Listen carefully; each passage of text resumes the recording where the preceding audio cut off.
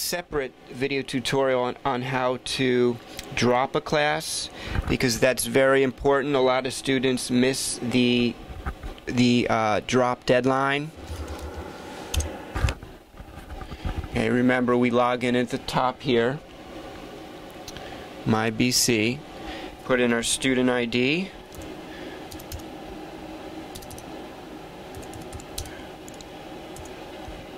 and the password.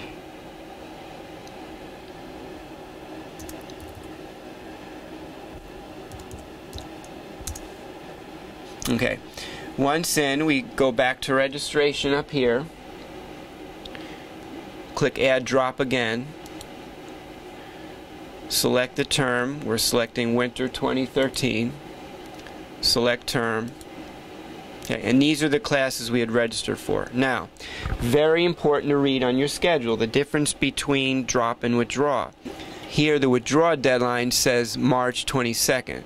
So after a student misses the drop deadline, they could withdraw, but then they're financially obligated for the course. So if you paid out of pocket, you wouldn't get the money back.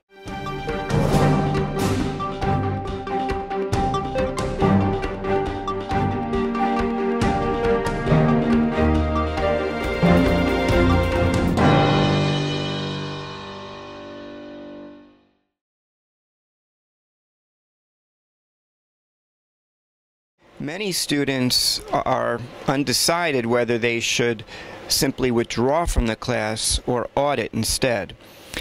They're the same in the sense that it's the same deadline to change to audit or to withdraw. It's just that one needs permission from the professor to change to audit, whereas one does not need permission from the professor to simply withdraw. If a student changes to audit before the deadline to do so, he or she has to meet the attendance requirements set forth by the professor. You can still fail. You can still get an F. Yeah? Yeah, you can. What did you think auditing meant? I'll have to go to the class? Oh, no. There's a difference between dropping, withdrawing, and auditing. When you drop a class, you have a time frame to drop it. That means you drop the class and you get 100% money back. Okay. When you withdraw the class, that's when you do it further into the semester. And you don't have to go to the class anymore. But when you audit the class, that means you have to go to class every single day that the class is active. Alright. And do what that teacher requires you to do. The only thing you might not have to take is the tests, but everything else you have to do. So be sure when you audit a class, you know what you're doing, and don't just stop showing up, because you could still fail that class. The main purpose of auditing basically would be if a student registers for the class initially for credit and they're not doing so well, he or she feels that they might not pass the class, then auditing allows the student to stay in the class and benefit from the instruction, as opposed to withdrawing, where the student would have to leave and not be able to attend classes after that point. Also remember that there are certain classes that are designated by the departments that cannot be audited. For example, remedial classes cannot be audited.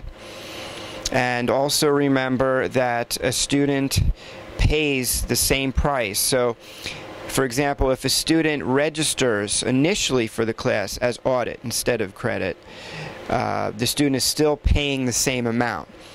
That is why usually students will just register as credit initially, and then if they feel they're not passing the class, might decide to change to audit by the deadline. Okay, so it's very important, if you don't want any to count against you, if you know that something might come up in the term, like a job or whatever, you might consider dropping before the full refund deadline. Check with financial aid the ramifications for withdrawing before you decide to withdraw. But if a student missed the January 14th deadline in this case and then withdrew, they might, again, they're not going to get the money back, and it could have serious consequences for the aid. So, but in this case, the classes haven't started yet. Let's say the student needs to drop for now, for demonstrating purposes. So to drop classes, we go we click here. See how it has, instead of an A, it has a D? Okay. Then we're going to drop everything. There's a D here. Okay. There's a D here. And there's a D here. And the student, let's say in this case, will end up re-registering, but let's say they are dropping those because they found out those times conflicted with their schedule. So they'll re-register for something later. Okay? So we have 4 Ds. 1, 2, 3, 4. Okay, but remember, nothing is finalized until the student clicks the update button here. So we click update, and their schedule is cleared out.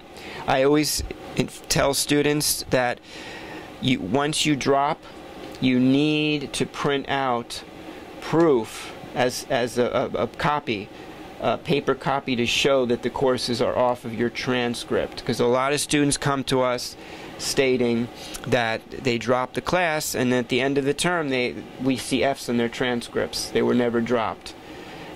So students might not be printing the red button to finalize, or maybe it's blocking them from dropping and they're not realizing it.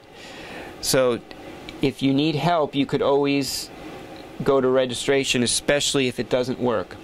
But in this case, the classes are gone, and now we want to print out proof. So we go to advising. This is the best way. Advising tab. Click on display unofficial transcript, and we see end of transcript here. There's no courses. Okay, now if a student withdrew before March, you would see the courses here with W grades. Tune in for next time.